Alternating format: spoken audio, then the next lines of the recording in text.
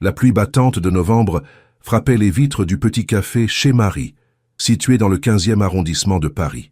L'établissement, avec ses murs jaunis par le temps et ses tables en formica usé, n'avait rien d'extraordinaire. C'était exactement le genre d'endroit que Victor Moncler évitait habituellement. Pourtant, ce soir-là, le milliardaire de 52 ans s'était réfugié dans ce modeste café pour échapper à l'orage qui s'était abattu sur la capitale française. Vêtu d'un costume Armani sur mesure à 3000 € et d'une montre Patek Philippe, qui valait plus que ce que la plupart des gens gagnaient en une année, il détonnait complètement dans ce décor populaire. Victor regardait nerveusement sa montre en platine sertie de diamants, un héritage familial qui ne le quittait jamais. Cette bague était bien plus qu'un simple bijou pour lui. C'était le symbole de l'empire qu'il avait construit pierre par pierre depuis la mort de son père 25 ans plus tôt. La bague portait les armoiries de la famille Moncler, une lignée de négociants qui avait fait fortune dans le commerce des épices au XVIIIe siècle.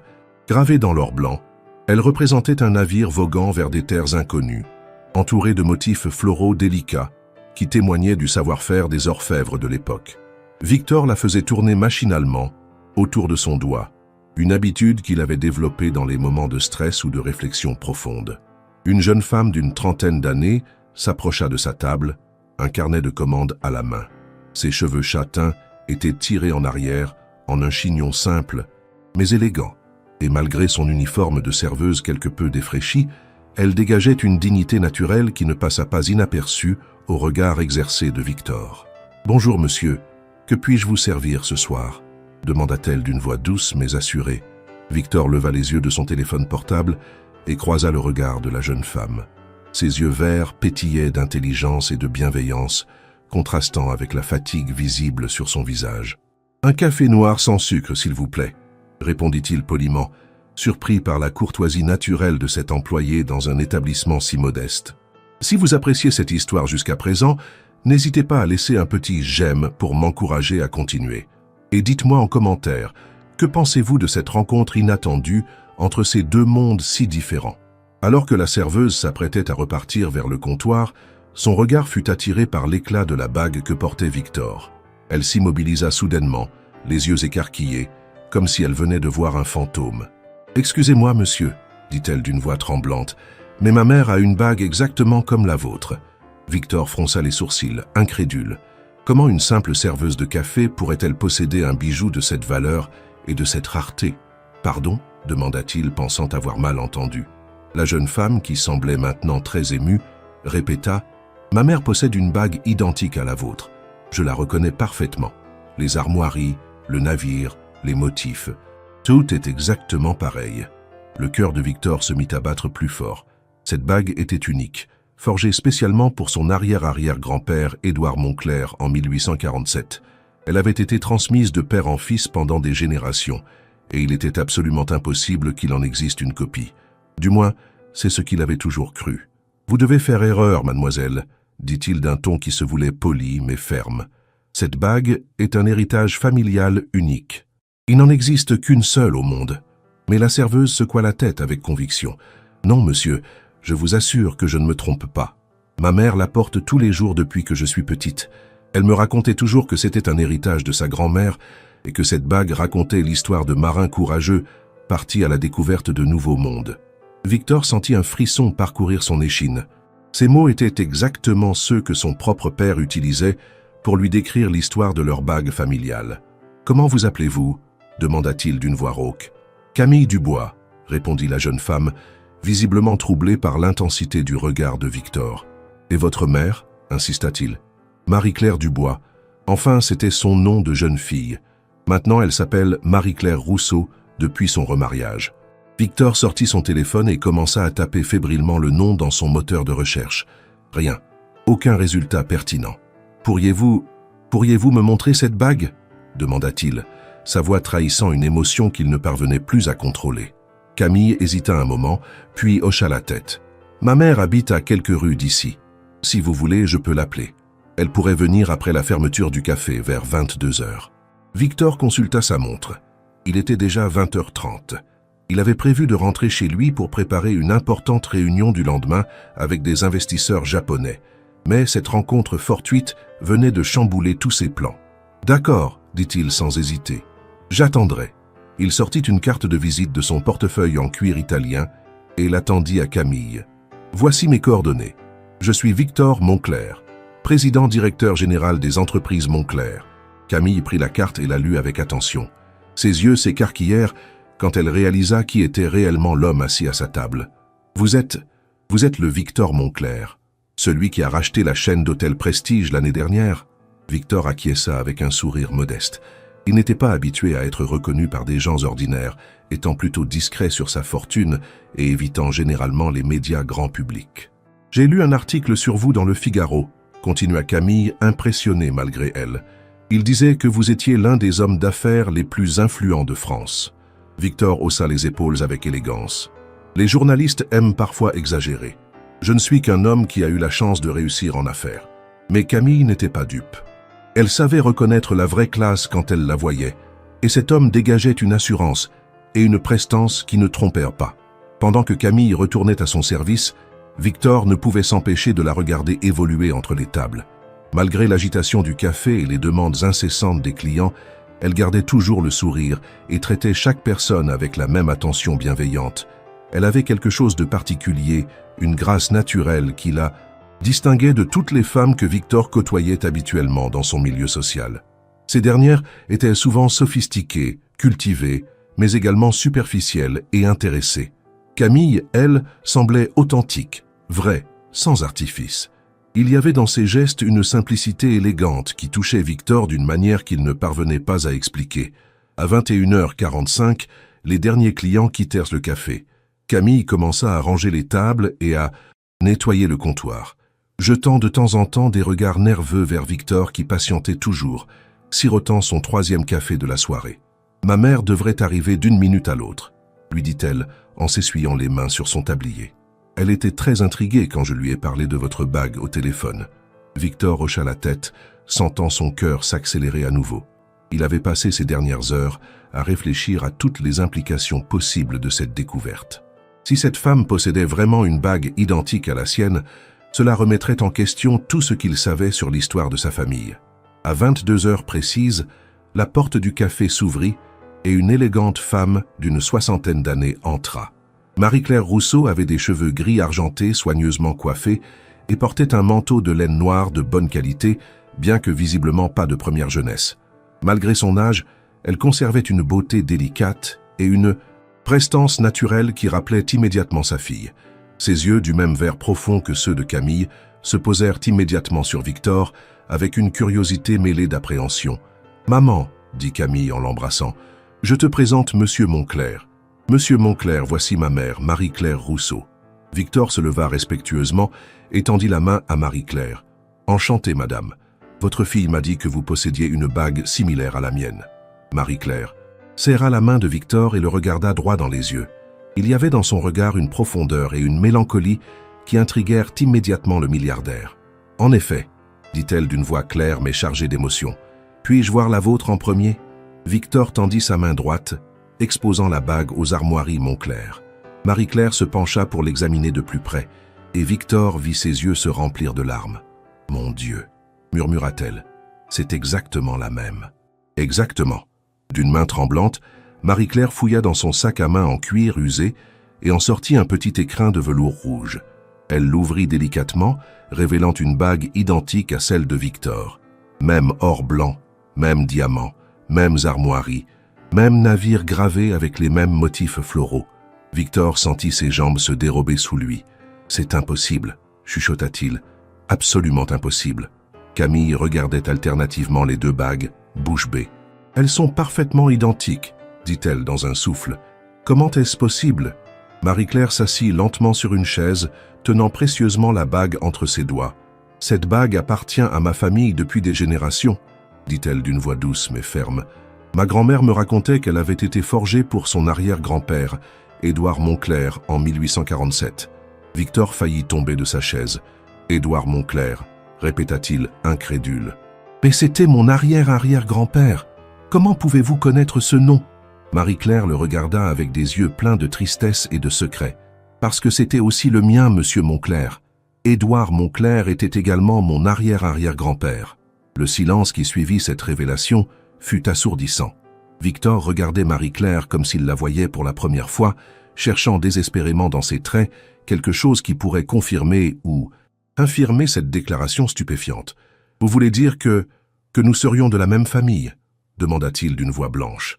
Marie-Claire hocha la tête lentement. « Je le crois, oui, mais l'histoire est complexe, et certains secrets de famille ont été soigneusement cachés pendant des décennies. » Elle prit une profonde inspiration avant de continuer. « Mon arrière-grand-père Charles Moncler était le frère cadet d'Édouard. Ils se sont disputés violemment en 1852 à propos de l'héritage familial et de la direction des affaires familiales. Charles a quitté la France pour l'Amérique, emmenant avec lui sa part de l'héritage, y compris une des 2 bagues que leur père avait fait forger. » Victor écouta ce récit avec une fascination croissante. « Mais je n'ai jamais entendu parler d'un frère de mon arrière-arrière-grand-père, dit-il. Dans tous les documents familiaux que j'ai consultés, Édouard était présenté comme fils unique. » Marie-Claire sourit tristement. « Les familles bourgeoises du XIXe siècle avaient leurs secrets, monsieur Moncler. Quand Charles est parti pour l'Amérique après cette terrible dispute, Édouard a fait en sorte d'effacer toute trace de son existence des archives familiales. Il ne pouvait pas supporter l'idée que son frère ait osé lui tenir tête et remettre en question son autorité d'aîné. » Elle marqua une pause, ses doigts caressant délicatement la bague. Charles s'est installé à Québec, au Canada, où il a refait sa vie. Il a changé son nom en Dubois pour ne plus être associé à la famille Moncler qu'il considérait comme l'ayant renié. « Dubois », répéta Victor lentement. « C'est votre nom de jeune fille. » Marie-Claire acquiesça. « Charles Dubois, anciennement Charles Moncler, était mon arrière-grand-père. Il a épousé une Canadienne française, Marguerite Beaulieu, et ils ont eu 3 enfants. Le plus jeune, mon grand-père Henri, est revenu en France en 1920, après la Première Guerre mondiale. Il avait rencontré ma grand-mère Élisabeth à Paris pendant une permission. » Victor se passa une main dans les cheveux, tentant de digérer toutes ces informations. « Ainsi, selon vous, nous serions cousins au 5e degré ?» Marie-Claire fit un calcul rapide dans sa tête. « Cousins arrière-arrière-petits-enfants, pour être précise. Nos arrière-arrière-grands-pères étaient frères. » Camille, qui avait écouté cet échange en silence, prit enfin la parole. « Cela expliquerait pourquoi j'ai tout de suite reconnu votre bague, » dit-elle à Victor. « Maman m'a toujours dit que notre famille avait du sang noble, mais nous n'avons jamais su exactement d'où venait cette noblesse. » Victor regarda Camille avec des yeux nouveaux. Cette jeune femme si simple, si authentique, qui servait des cafés dans un modeste établissement parisien, était en réalité sa parente. Elle portait le même sang que lui, descendait de la même lignée de négociants et d'aventuriers qui avaient fait fortune en explorant les mers lointaines. « Avez-vous d'autres preuves de cette filiation ?» demanda-t-il à Marie-Claire. Marie-Claire fouilla à nouveau dans son sac et en sortit une vieille photographie en noir et blanc, jaunie par le temps. « Voici Charles Moncler, prise à Québec en 1855, » dit-elle, en tendant la photo à Victor. L'homme sur la photographie avait des traits qui rappelaient étrangement ceux de Victor. Même mâchoire carrée, même regard intense, même port de tête altier. « Mon Dieu !» murmura Victor. « On dirait mon père au même âge. » Il sortit son téléphone et chercha dans ses photos une image de son propre père jeune. La ressemblance était saisissante. Et voici l'acte de naissance de Charles, établi à Paris en 1825, continua Marie-Claire en sortant un document soigneusement plié.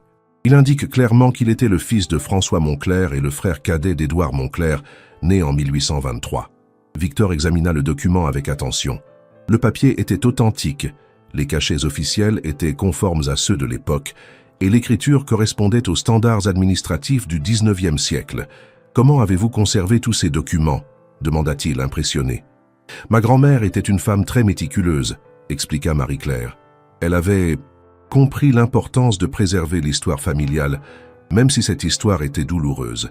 Elle m'a tout transmis avant sa mort, en me faisant promettre de ne jamais oublier nos véritables origines. Camille regardait alternativement Victor et sa mère, encore sous le choc de ces révélations. « Donc Victor et moi, nous sommes de la même famille ?» demanda-t-elle, utilisant pour la première fois le prénom du milliardaire. Victor hocha la tête, un sourire ému aux lèvres. « Il semblerait que oui, Camille. Nous sommes cousins, séparés par 5 générations. Mais cousins tout de même. » Il regarda Marie-Claire avec respect. « Madame Rousseau, accepteriez-vous de venir chez moi demain ? J'aimerais vous montrer les archives familiales que je possède. Peut-être pourrons-nous reconstituer ensemble l'histoire complète de nos familles. » Marie-Claire accepta avec joie. « Ce serait merveilleux. J'ai toujours rêvé de connaître la suite de l'histoire d'Édouard et de comprendre pourquoi cette dispute entre les deux frères avait été si violente. » Alors qu'ils s'apprêtaient à se séparer, Victor prit une décision qui allait changer le cours de leur vie. « Camille, dit-il en se tournant vers la jeune femme, j'aimerais vous proposer quelque chose. » Camille le regarda avec curiosité. « Je suis en train de réorganiser mon entreprise et je cherche quelqu'un pour superviser mes relations avec les employés et améliorer les conditions de travail dans tous mes établissements. Voudriez-vous accepter ce poste ?» Camille écarquilla les yeux, incrédule. « Mais monsieur Monclerc, je n'ai aucune formation en gestion d'entreprise. Je ne suis qu'une serveuse. » Victor sourit chaleureusement. « Vous avez quelque chose de plus précieux qu'un diplôme, Camille. Vous avez de l'humanité, de la compassion et la capacité naturelle de mettre les gens à l'aise. Ce sont exactement les qualités dont j'ai besoin. » Marie-Claire regarda sa fille avec fierté et encouragement. « Accepte, ma chérie, » dit-elle doucement. « C'est une opportunité extraordinaire et je suis sûre que tu feras des merveilles. » Camille réfléchit quelques instants, puis tendit la main à Victor. « D'accord, » dit-elle avec détermination. « J'accepte votre proposition. Mais je veux que vous sachiez que je ne l'accepte pas parce que nous sommes de la même famille, mais parce que je crois sincèrement pouvoir apporter quelque chose à votre entreprise. » Victor serra la main de Camille avec émotion. « Je n'en attendais pas moins de vous. Nous commencerons lundi matin. Je vous ferai visiter tous nos établissements et vous présenterai aux équipes. » Alors qu'ils sortirent du café dans la nuit parisienne, Victor réalisa que cette soirée avait complètement bouleversé sa vision de la vie. Lui qui pensait être seul au monde, sans famille proche depuis la mort de ses parents, venait de découvrir qu'il avait une cousine et une petite cousine. Plus encore, il avait trouvé en Camille quelqu'un qui pourrait l'aider à humaniser son empire commercial et à se reconnecter avec les valeurs authentiques qu'il avait parfois tendance à oublier dans le tourbillon des affaires. « À demain », dit-il en serrant la main de Marie-Claire et en embrassant Camille sur les joues, un geste qu'il n'avait pas fait depuis des années avec quelqu'un qu'il venait de rencontrer. Le lendemain matin, Victor se réveilla dans sa somptueuse propriété de Neuilly-sur-Seine avec une énergie nouvelle. Il avait passé une grande partie de la nuit à fouiller dans les archives familiales stockées dans son bureau, cherchant des indices qui pourraient corroborer les révélations de Marie-Claire. Dans un vieux coffre-fort dissimulé derrière un tableau de maître, il avait découvert des documents qu'il n'avait jamais pris la peine d'examiner attentivement. Des lettres, des contrats, des actes notariés qui remontaient au milieu du XIXe siècle. Parmi ces papiers, il avait trouvé une lettre datée de 1852, écrite de la main d'Édouard Monclerc, dans laquelle ce dernier exprimait sa colère et sa déception envers « mon frère Charles », qui a choisi de tourner le dos à notre famille et à nos traditions. Cette lettre confirmait l'existence de Charles et donnait des détails sur la nature de leur dispute. Apparemment, Charles avait remis en question les méthodes commerciales parfois douteuses d'Édouard, notamment ses relations avec des marchands d'esclaves dans les colonies françaises. Charles, plus idéaliste que son frère aîné, refusait de tirer profit de ce commerce qu'il considérait comme immoral. Cette divergence philosophique avait créé une fracture irréparable entre les deux frères, Charles choisissant finalement l'exil plutôt que de compromettre ses principes. Victor fut troublé par cette découverte.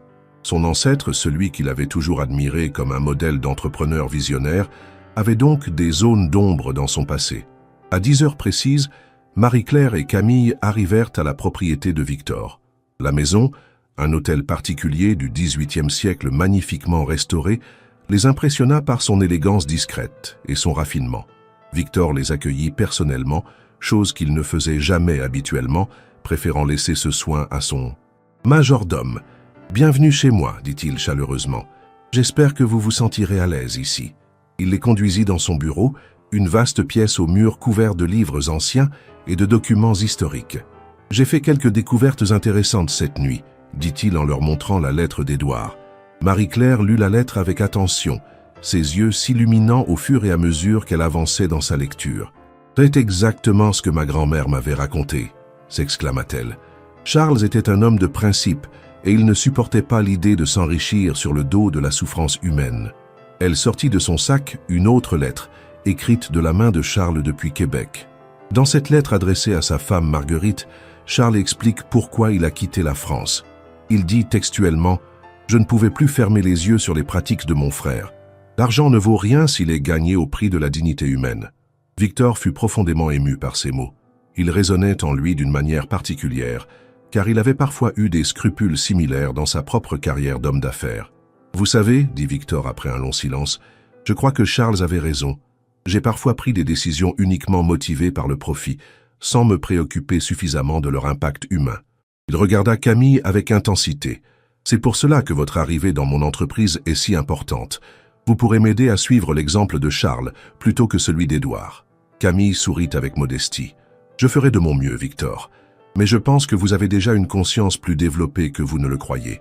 Sinon, vous n'auriez pas eu l'idée de créer ce poste pour améliorer les conditions de travail de vos employés. » Les 3 nouveaux parents passèrent le reste de la matinée à reconstituer leur arbre généalogique commun, combinant les documents et souvenirs de chaque famille. Ils découvrirent que Charles avait eu 3 enfants au Canada. Henri, le grand-père de Marie-Claire, Marie-Françoise et Jean-Baptiste.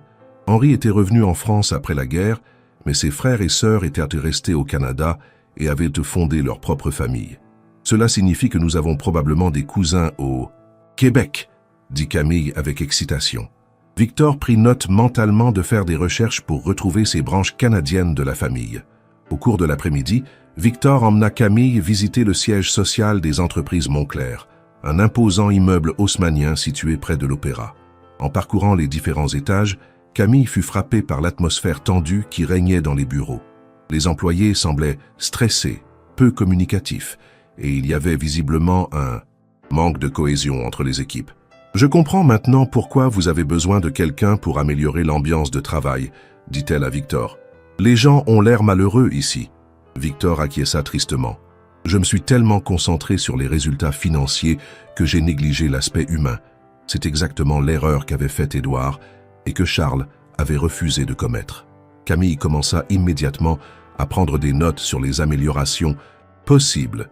Elle suggéra de créer des espaces de détente, d'organiser des réunions d'équipe plus conviviales, d'instaurer un système de reconnaissance du mérite qui ne soit pas uniquement basé sur les chiffres de vente et de mettre en place des formations pour développer le bien-être au travail. « Ces changements demanderont du temps et de l'investissement, » dit-elle à Victor. « Êtes-vous prêt à accepter que la productivité puisse temporairement diminuer pendant que nous réorganisons tout ?»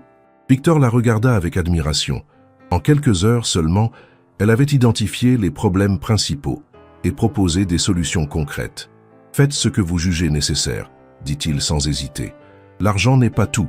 Je préfère avoir des employés heureux et motivés, même si cela coûte plus cher à court terme. » En fin de journée, Victor, Camille et Marie-Claire dînèrent ensemble dans un restaurant discret du 16e arrondissement. L'atmosphère était détendue et chaleureuse, loin du protocole habituel des repas d'affaires de Victor. Pour la première fois depuis des années, il se sentait véritablement en famille. « J'ai une proposition à vous faire, » dit-il à Marie-Claire pendant le dessert. « J'aimerais vous embaucher comme consultante historique pour mon entreprise. Vous pourriez m'aider à documenter l'histoire complète de nos familles et à créer des archives dignes de ce nom. » Marie-Claire, qui était retraitée depuis peu de son poste d'institutrice, accepta avec enthousiasme. « Ce serait un honneur, dit-elle. J'ai toujours été passionnée d'histoire familiale. » 3 mois plus tard, les changements dans l'entreprise de Victor étaient spectaculaires. Sous la direction de Camille, l'ambiance de travail s'était considérablement améliorée. Elle avait instauré des réunions hebdomadaires où chaque employé pouvait exprimer ses préoccupations et suggestions. Elle avait créé un système de mentorat entre anciens et nouveaux employés, organisé des événements sociaux pour renforcer la cohésion d'équipe, et mis en place un programme de formation continue. La productivité, contrairement aux craintes initiales de Victor, avait en fait augmenté de 15%, les employés étant plus motivés et plus investis dans leur travail. Marie-Claire, de son côté, avait fait des découvertes extraordinaires dans les archives. Elle avait retrouvé la trace de descendants de Charles au Canada et en avait contacté plusieurs. Une véritable reconstitution familiale était en cours avec des échanges réguliers entre les branches françaises et canadiennes de la famille. « Nous organisons une grande réunion familiale à Québec l'année prochaine », annonça-t-elle un soir à Victor et Camille. « Tous les descendants de Charles et d'Édouard seront invités à se rencontrer enfin, après plus d'1 siècle et demi de séparation. » Victor était transformé par cette nouvelle dynamique familiale et professionnelle. L'homme froid et calculateur qu'il avait été pendant des années laissait progressivement place à une personnalité plus humaine et accessible. Ses employés commençaient à le voir différemment, non plus comme un patron distant et intimidant, mais comme quelqu'un qui se souciait réellement de leur bien-être. Cette évolution n'était pas passée inaperçue dans le monde des affaires parisien, où l'on commençait à parler du nouveau Victor Moncler avec curiosité et respect.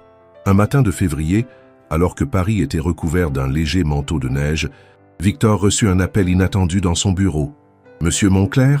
dit une voix féminine avec un accent québécois prononcé. « Je suis Isabelle Dubois-Moncler, j'appelle de Montréal. Marie-Claire Rousseau m'a donné votre numéro. Je crois que nous sommes de la famille. » Victor sentit son cœur s'emballer. Depuis que Marie-Claire avait entrepris ses recherches généalogiques, il espérait secrètement que d'autres membres de la famille se manifesteraient. « Bonjour Isabelle, » dit-il. Chaleureusement. « Marie-Claire m'a effectivement parlé de vous. Vous êtes l'arrière-petite-fille d'Henri Dubois, n'est-ce pas ?»« Exactement, » confirma Isabelle. « Je suis également avocate spécialisée en droit des successions, et j'ai des nouvelles qui pourraient vous intéresser. » Victor se redressa dans son fauteuil, intrigué. « Je vous écoute. » Isabelle prit une profonde inspiration avant de continuer. « En faisant des recherches sur notre famille, j'ai découvert que Charles Moncler avait laissé un testament au Canada. Dans ce testament, il léguait une partie de sa fortune à tous ses descendants, y compris ceux de la branche française de la famille. Mais il y avait une condition. Cette fortune ne pourrait être réclamée que si les deux branches de la famille se réconciliaient officiellement. Victor resta silencieux un moment, digérant cette information stupéfiante. « Vous voulez dire que Charles avait prévu une réconciliation possible entre les deux familles ?» demanda-t-il finalement. « Exactement, » répondit Isabelle. « Il avait espoir que ses descendants et ceux d'Édouard finiraient par surmonter la querelle qui avait divisé les frères. Le testament stipule que si un descendant de chaque branche se rencontre et signe un acte de réconciliation devant notaire, alors l'héritage pourra être partagé équitablement entre toutes les familles concernées. » Victor fut profondément ému par cette révélation. Charles, même dans la mort, avait voulu réparer la fracture familiale qu'il avait tant regrettée. « Combien représente cet héritage ?» demanda Victor, plus par curiosité que par cupidité. « Avec les intérêts composés sur plus de 150 ans, nous parlons d'environ 15 millions de dollars canadiens, » répondit Isabelle. « Mais ce n'est pas le plus important. Charles avait également laissé des instructions pour la création d'une fondation familiale destinée à aider les personnes dans le besoin. Il souhaitait que sa fortune serve à racheter les erreurs du passé et à promouvoir la justice sociale. » Victor sourit en entendant ces mots. Décidément, Charles avait été un homme remarquable, guidé par des valeurs que Victor commençait lui-même à redécouvrir. « Que faut-il faire pour officialiser cette réconciliation ?» demanda Victor. « Vous devriez venir au Canada avec Marie-Claire et Camille, » suggéra Isabelle. « Nous organiserons une cérémonie officielle, en présence de tous les descendants que nous avons pu retrouver. Ce sera l'occasion de signer l'acte de réconciliation et de découvrir ensemble l'héritage spirituel que Charles nous a laissé. » Victor accepta immédiatement. « Nous viendrons dès que possible. Cette réconciliation me tient plus à cœur que vous ne pouvez l'imaginer. » Après avoir raccroché, Victor appela immédiatement Camille et Marie-Claire pour leur annoncer la nouvelle. Toutes deux furent aussi émues et excitées que lui par cette perspective. 2 semaines plus tard, Victor, Camille et Marie-Claire s'envolèrent pour Montréal. C'était le premier voyage que Victor effectuait sans but commercial depuis des années, et il ressentait une excitation d'enfant à l'idée de découvrir le pays où Charles avait refait sa vie. À l'aéroport de Montréal, ils furent accueillis par Isabelle, une femme d'une 40aine d'années, aux cheveux auburn et aux yeux pétillants d'intelligence. « Bienvenue dans la famille », dit-elle en embrassant chaleureusement ses cousins français. « J'ai organisé un dîner ce soir avec tous les descendants de Charles que j'ai pu contacter. Vous allez rencontrer des gens extraordinaires. » Le dîner eut lieu dans une auberge historique du Vieux-Québec. Victor fut impressionné par la diversité et la richesse des personnalités qu'il rencontra. Il y avait Jean-Pierre Dubois, un médecin philanthrope qui dirigeait une clinique gratuite pour les démunis. Sophie Moncler-Beaulieu, une artiste peintre reconnue internationalement. Marc Dubois, un professeur d'université spécialisé en histoire du Canada, et bien d'autres encore. Tous portaient en eux quelque chose de l'idéalisme de Charles, chacun à sa manière. « Notre ancêtre serait fier de voir ce que sont devenus ses descendants, » dit Jean-Pierre en levant son verre. « Nous avons tous hérité de ces valeurs de justice et de compassion. Au cours du repas, Victor apprit des choses fascinantes sur la vie de Charles au Canada. Contrairement à ce qu'il avait imaginé, Charles n'avait pas sombré dans l'amertume après sa rupture avec son frère. Au contraire, il avait utilisé sa fortune pour aider les immigrants français à s'établir au Québec, avait financé la construction d'écoles et d'hôpitaux et s'était investi dans la politique locale pour défendre les droits des plus faibles. Il est devenu une figure respectée de la société québécoise, expliqua Marc Dubois. Il y a même une rue qui porte son nom à Québec. Victor réalisa que Charles avait finalement trouvé un moyen de donner un sens à sa fortune, contrairement à Édouard qui s'était contenté de l'accumuler. Le lendemain, la cérémonie de réconciliation eut lieu dans un cadre solennel mais chaleureux au château Frontenac de Québec. Isabelle avait fait venir un notaire bilingue pour officialiser l'acte de réconciliation entre les deux branches de la famille Monclerc. Victor et Marie-Claire, représentant la branche française, signèrent le document aux côtés de tous les descendants canadiens présents. Par cet acte, déclara solennellement le notaire, nous déclarons officiellement réconciliés les familles d'Édouard et de Charles Monclerc, mettant fin à une querelle vieille de 173 ans. D.I. Applaudissements émus résonnèrent dans la salle, et Victor sentit une émotion profonde l'envahir. Après la signature, Isabelle remit à Victor et Marie-Claire les clés d'un coffre-fort, dans lequel Charles avait déposé ses dernières volontés. À l'intérieur, ils trouvèrent non seulement les documents financiers relatifs à l'héritage, mais aussi une lettre personnelle adressée à mes descendants et à ceux de mon frère Édouard, lorsque la paix sera revenue dans notre famille. Victor lut la lettre. À haute voix, la voix tremblante d'émotion, « Mes chers enfants du futur, si vous lisez ces lignes, c'est que la réconciliation a enfin eu lieu. Je n'ai jamais cessé d'aimer mon frère Édouard, malgré nos différends. J'espère que vous saurez tirer les leçons de nos erreurs et que vous utiliserez l'héritage que je vous laisse pour bâtir un monde plus juste et plus fraternel. » La lettre continuait en détaillant les projets que Charles avait conçus pour sa fortune. Il avait imaginé la création d'une fondation internationale qui porterait le nom des deux frères, la Fondation Édouard et Charles Monclerc pour la justice sociale. Cette fondation devrait financer des projets éducatifs, des programmes d'aide aux démunis et des initiatives de réconciliation dans les familles et les communautés divisées. Votre mission, écrivait Charles, sera de réparer les blessures du passé et de construire des ponts là où il y avait des murs. Victor fut profondément touché par cette vision. Charles avait non seulement pardonné à son frère, mais il avait aussi trouvé un moyen de transformer leur conflit en force positive pour les générations futures. Au cours des jours suivants, la famille élargie visita ensemble les lieux où Charles avait vécu au Québec. Ils se rendirent sur sa tombe, dans le cimetière historique de Sainte-Foy, où une simple pierre tombale portait l'inscription « Charles Monclerc, dit Dubois, 1825-1895, homme de bien et père aimant. » Victor déposa des fleurs sur la tombe et prononça quelques mots de réconciliation posthume. « Charles, au nom de tous les descendants d'Édouard, je vous demande pardon pour l'injustice qui vous a été faite. Vous étiez un homme de principe, et l'histoire vous a donné raison. » Camille, émue aux larmes, ajouta « Nous promettons de continuer votre œuvre et de faire honneur à votre mémoire. » De retour en France, Victor se lança avec passion dans la mise en place de la Fondation Édouard et Charles Monclerc. Il y investit non seulement l'héritage de Charles, mais également une partie importante de sa propre fortune. Camille fut nommée directrice générale de la Fondation, un poste qui correspondait parfaitement à ses qualités humaines et à sa sensibilité sociale. Marie-Claire devint présidente d'honneur, chargée de préserver la mémoire historique de la famille et de transmettre les valeurs de réconciliation aux jeunes générations. La Fondation commença par financer des projets locaux, rénovation d'écoles dans des quartiers défavorisés, bourses d'études pour des jeunes issus de milieux modestes, centres d'accueil pour les sans-abri, programmes de médiation familiale. Mais l'ambition de Victor était plus large. Il voulait que la Fondation devienne un modèle international de réconciliation et de justice sociale. Nous avons vécu nous-mêmes une réconciliation familiale miraculeuse, disait-il souvent dans ses discours. Nous devons maintenant aider d'autres familles, d'autres communautés, d'autres nations à surmonter leurs divisions. L'impact de cette transformation personnelle de Victor se fit rapidement sentir dans son entreprise. Les entreprises Monclerc devinrent un modèle en matière de conditions de travail et de responsabilité sociale. Victor instaura un système de participation aux bénéfices pour tous les employés, créa un fonds de formation continue et s'engagea à n'utiliser que des fournisseurs respectueux de l'environnement et des droits humains. Mon arrière-arrière-grand-père Édouard a bâti cette entreprise sur des bases parfois discutables, expliquait-il. Il est temps de la refonder sur des valeurs plus nobles, celles que défendait Charles.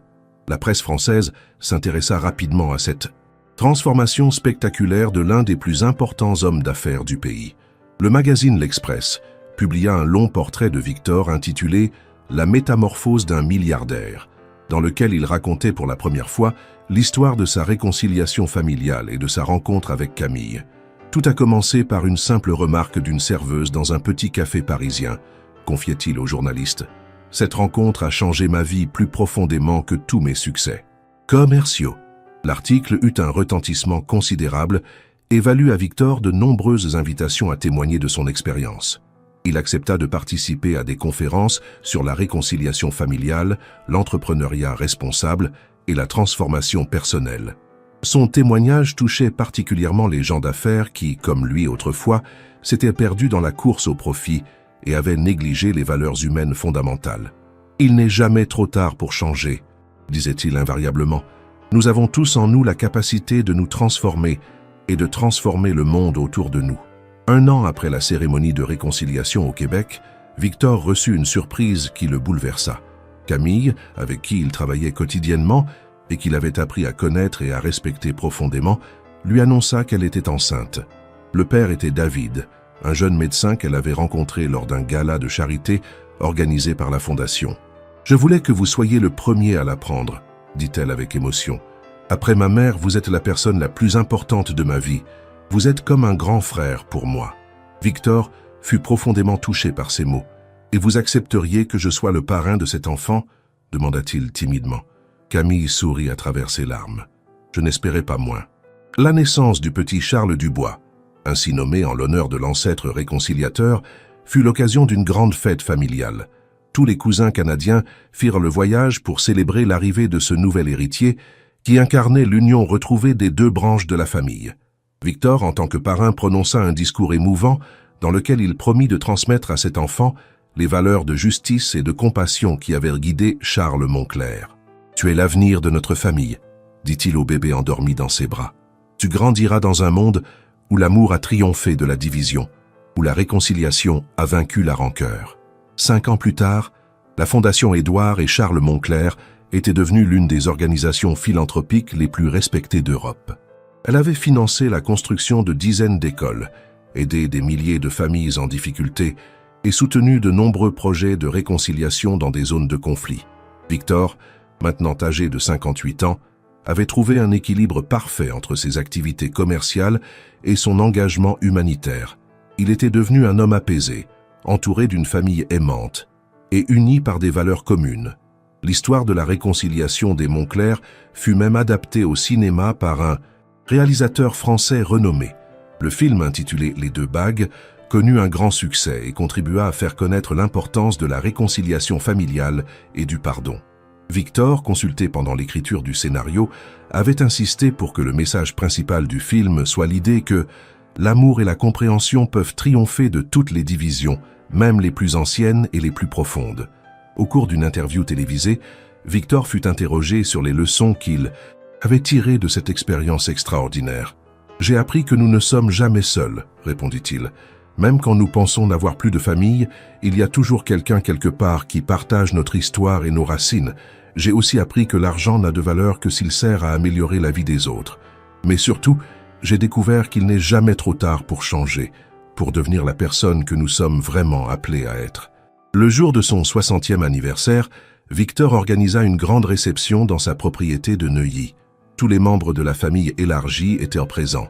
Les cousins canadiens, Marie-Claire qui était devenue comme une mère pour lui, Camille et sa petite famille, et même de nouveaux cousins découverts récemment en Louisiane et en Belgique grâce aux recherches généalogiques continues de Marie-Claire.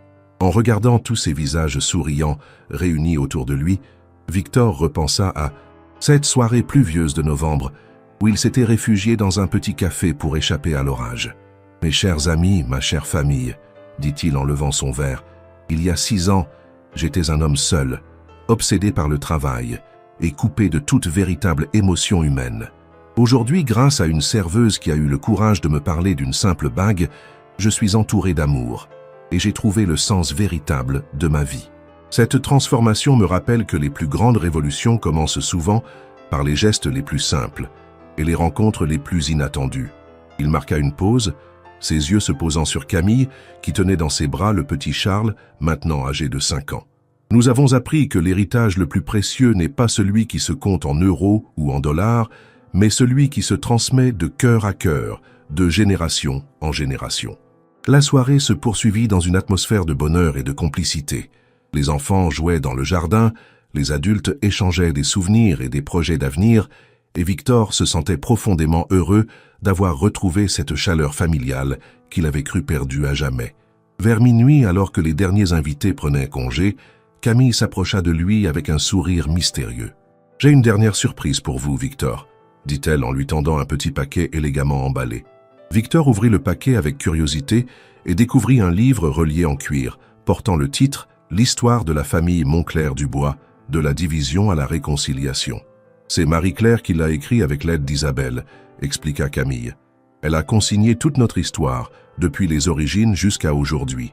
C'est notre cadeau pour votre anniversaire et notre testament pour les générations futures.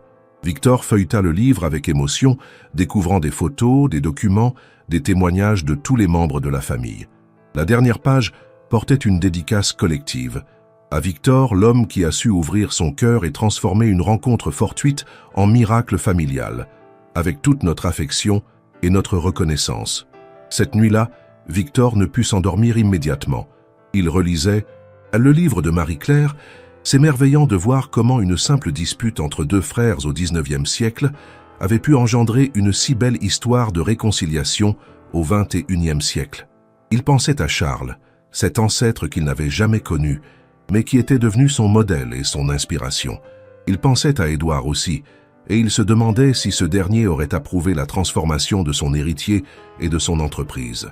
Au petit matin, Victor prit une décision qui allait marquer la fin de cette extraordinaire aventure familiale.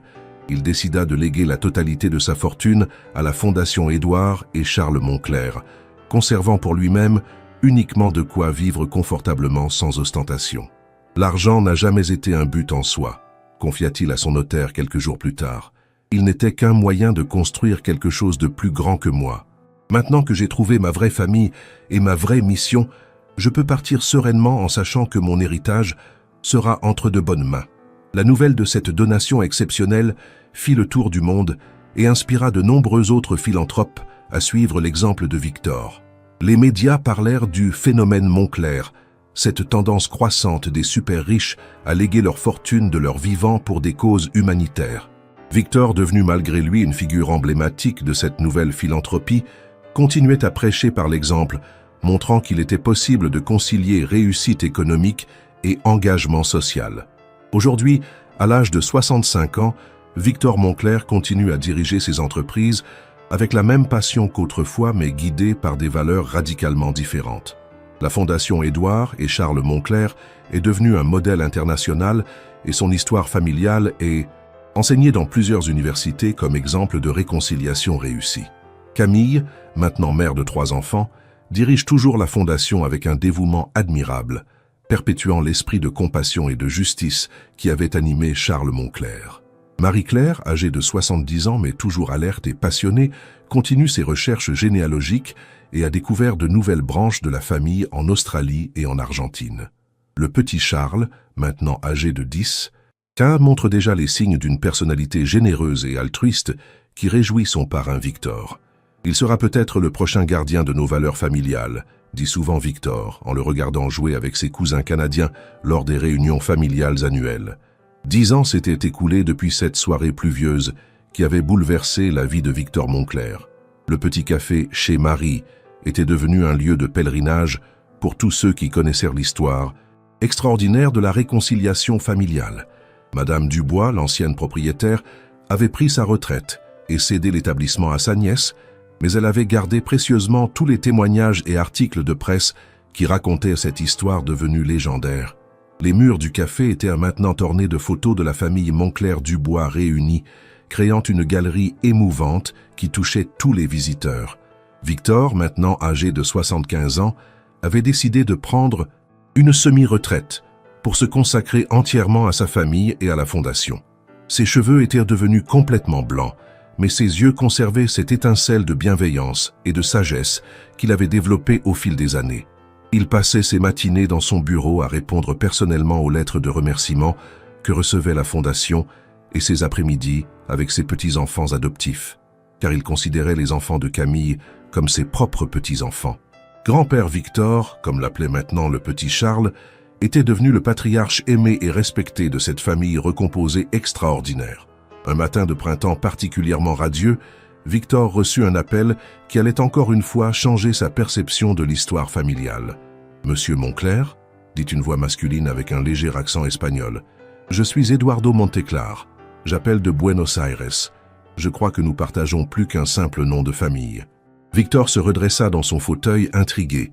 Depuis 10 ans, Marie-Claire avait retrouvé de nombreuses branches de la famille dans le monde entier, mais l'Argentine était un territoire encore inexploré. « Bonjour Eduardo, en quoi puis-je vous aider ?» demanda Victor avec curiosité. « Ma famille conserve depuis des générations des documents qui parlent d'un certain François Moncler, père d'Édouard et de Charles, » expliqua Eduardo. « Mais nos archives mentionnent également un troisième fils prénommé Antoine qui aurait quitté la France en 1820 pour l'Argentine. » Victor sentit son cœur s'emballer.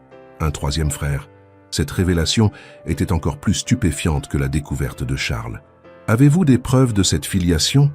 demanda-t-il, s'efforçant de garder son calme. « Oui, répondit Eduardo. J'ai en ma possession l'acte de naissance d'Antoine Moncler, né en 1800, ainsi que son passeport pour l'Argentine et de nombreuses lettres qu'il a écrites à ses parents depuis Buenos Aires. » Cette nouvelle découverte relança immédiatement les recherches généalogiques de Marie-Claire, maintenant âgée de 80 ans, mais toujours aussi passionnée. Eduardo lui envoya par courrier numérisé tous les documents en sa possession, et l'authenticité ne fit aucun doute. Antoine Moncler était effectivement le frère aîné d'Édouard et de Charles, et il avait quitté la France très jeune pour tenter sa chance en Argentine. « Comment se fait-il que nous n'ayons jamais entendu parler de lui ?» demanda Victor à Marie-Claire, lors de leur réunion hebdomadaire dans le bureau de la Fondation. Antoine était l'enfant rebelle de la famille, expliqua Marie-Claire après avoir étudié les lettres découvertes par Eduardo. Il avait des idées révolutionnaires pour l'époque et rêvait de liberté et d'aventure. Ses parents, François et Marguerite Moncler, étaient des bourgeois conservateurs qui ne supportaient pas ces idées progressistes. Antoine est parti pour l'Argentine à l'âge de 20 ans et la famille a fait comme s'il n'avait jamais existé. Victor était fasciné par cette nouvelle pièce du puzzle familial. Et qu'est-il devenu en Argentine? Marie-Claire sourit en feuilletant les documents. Il a fondé une estancia, une grande propriété agricole, dans la région de la Pampa, et il s'est spécialisé dans l'élevage de bétail.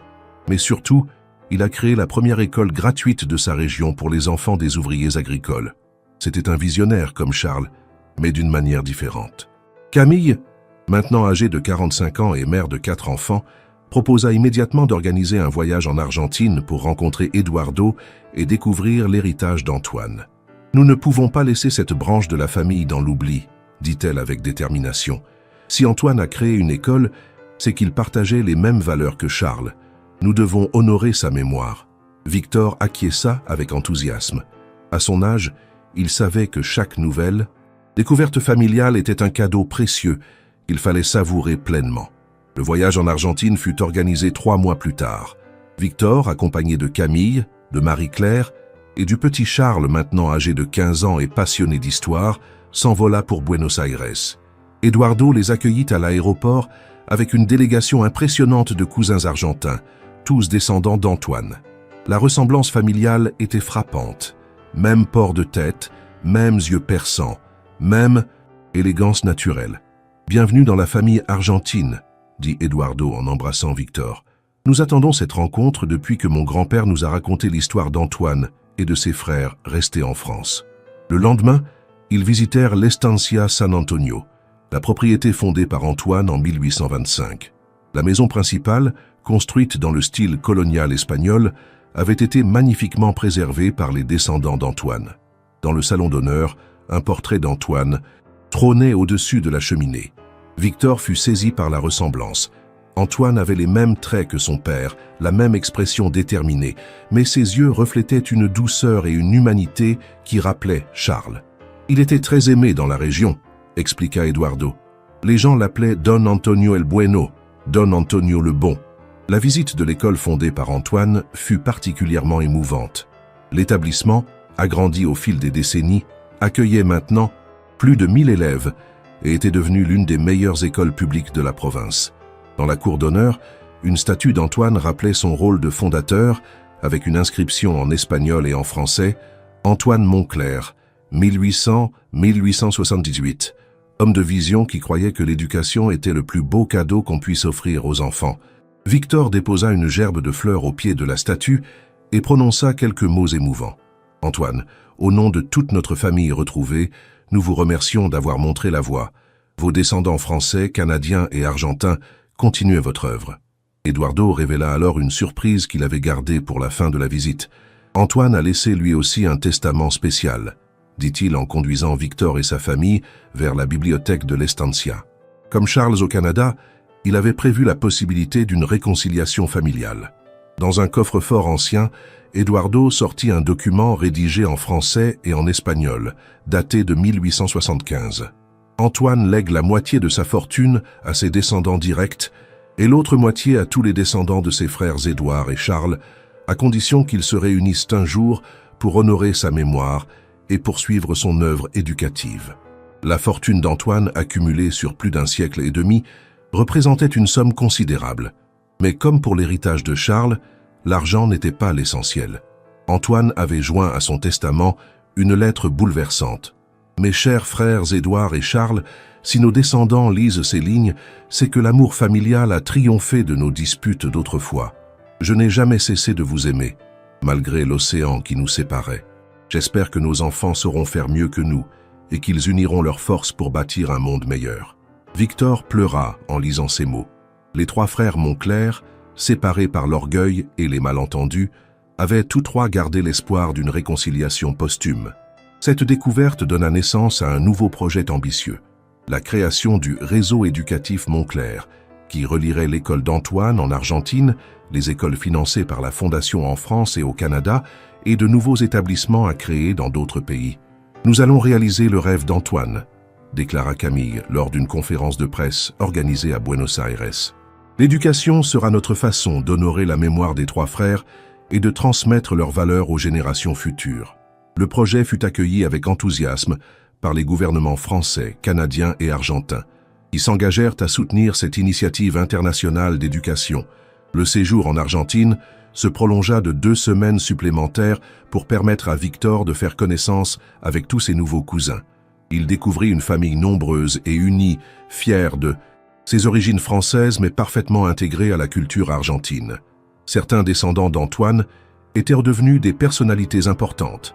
Un ambassadeur, une célèbre danseuse de tango, un écrivain reconnu, plusieurs médecins et enseignants. Tous portaient en eux quelque chose de l'idéalisme de leurs ancêtres. Antoine serait fier de voir ce que sont devenus ses descendants, dit Victor lors du grand dîner d'adieu organisé à l'Estancia. De retour en France, Victor se lança avec une énergie renouvelée dans l'organisation de la première Réunion mondiale de la famille Moncler. L'événement était prévu pour l'année suivante, dans le château de Fontainebleau, et devait rassembler tous les descendants des trois frères, découverts dans le monde entier. Les invitations furent envoyées aux familles de France, du Canada, d'Argentine et aussi à celles découvertes récemment en Louisiane, en Belgique, en Australie et même au Japon, où un descendant d'Antoine avait émigré au début du XXe siècle. La préparation de cet événement historique mobilisa toutes les énergies.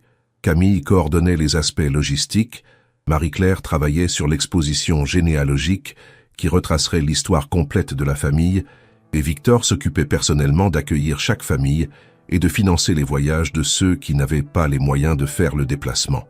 Cette réunion ne doit exclure personne, insistait-il.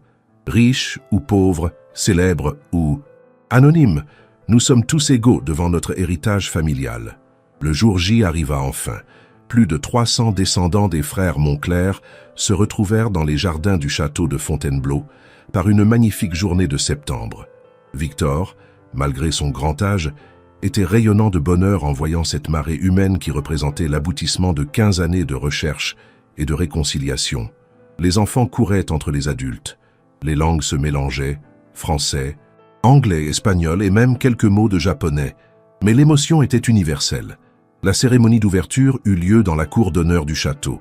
Victor, entouré de Camille, Marie-Claire, Isabelle venue du Canada et Eduardo d'Argentine, prononça un discours qui restera gravé dans la mémoire familiale. Mes chers cousins du monde entier, nous voici réunis aujourd'hui pour célébrer non pas nos différences, mais ce qui nous unit. Nous sommes les héritiers de 3 hommes extraordinaires qui ont eu le courage de quitter leur terre natale pour suivre leurs convictions. Édouard, Charles et Antoine nous ont légué plus que de l'argent. Ils nous ont transmis des valeurs de courage, de justice et de générosité qui font de nous une famille unie au-delà des frontières et des générations. L'exposition généalogique préparée par Marie-Claire remporta un succès extraordinaire. Sur des panneaux géants, l'histoire de chaque branche familiale était retracée avec photos, documents, témoignages. Les visiteurs découvraient avec émerveillement la richesse et la diversité de leur héritage commun. Certains apprenaient de l'existence de cousins qu'ils n'auraient jamais imaginé avoir, d'autres retrouvaient des pièces manquantes de leur histoire familiale. « C'est magique », disait une arrière-petite-fille de Charles venue de Vancouver. « Je comprends maintenant d'où viennent certains traits de caractère de ma famille. » Le point culminant de la réunion fut la signature d'une charte familiale Moncler par tous les descendants présents. Ce document, rédigé collectivement au cours des mois précédents, engageait toutes les branches de la famille à perpétuer les valeurs d'éducation, de justice sociale et de réconciliation qui avaient animé les 3 frères fondateurs. Nous, descendants d'Édouard, Charles et Antoine Moncler, proclamait la charte, nous engageons solennellement à transmettre à nos enfants et petits-enfants l'amour de la famille, le respect des différences et la conviction que l'éducation est la clé d'un monde meilleur. La réunion se termina par un grand bal dans les salons du château.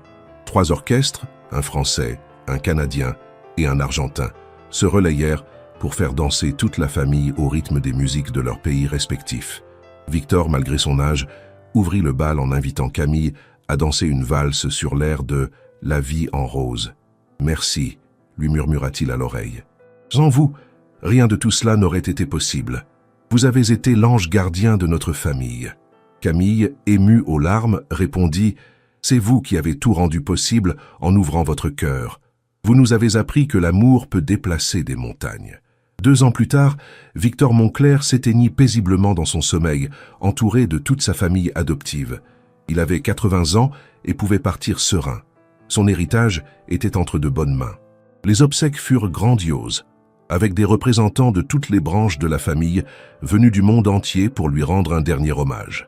Le cortège funèbre passa symboliquement devant le petit café chez Marie, où tout avait commencé, et une minute de silence fut observée devant l'établissement qui avait changé le cours de l'histoire familiale.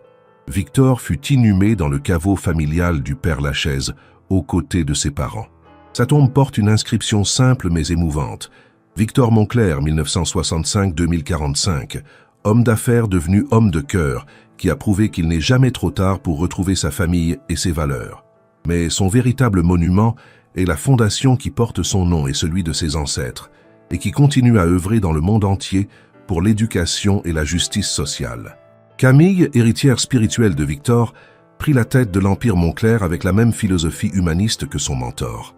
Sous sa direction, l'entreprise continua à prospérer tout en maintenant ses engagements sociaux et environnementaux.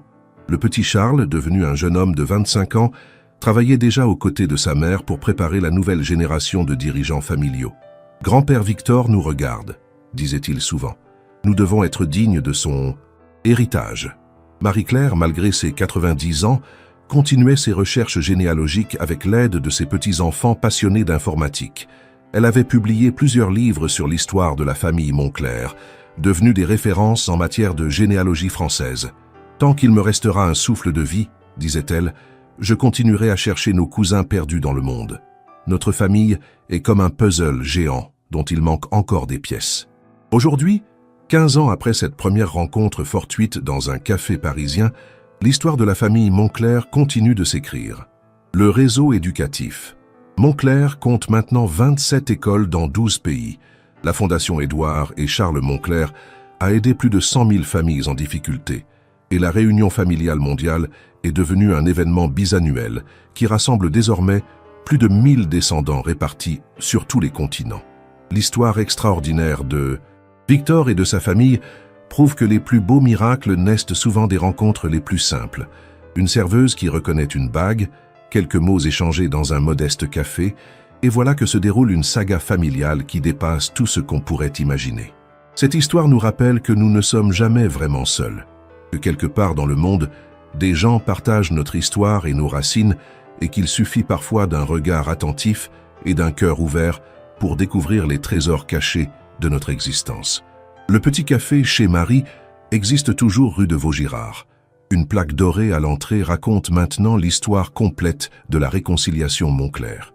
Chaque jour, des centaines de personnes s'y arrêtent, attirées par cette légende moderne qui prouve que l'amour et la famille peuvent triompher de tout. Et parfois, dans le brouhaha du café, on entend encore l'écho de ces mots magiques qui ont tout changé. « Bonjour monsieur, ma mère a une bague comme la vôtre. » Voilà qui clôt cette extraordinaire saga familiale. Si cette histoire vous a ému et inspiré, n'oubliez pas de laisser votre j'aime pour célébrer le pouvoir de l'amour familial et de la réconciliation. Et racontez-moi en commentaire, cette histoire vous donne-t-elle envie de rechercher vos propres racines familiales? Croyez-vous, comme Victor, qu'il n'est jamais trop tard pour changer et retrouver ce qui compte vraiment dans la vie?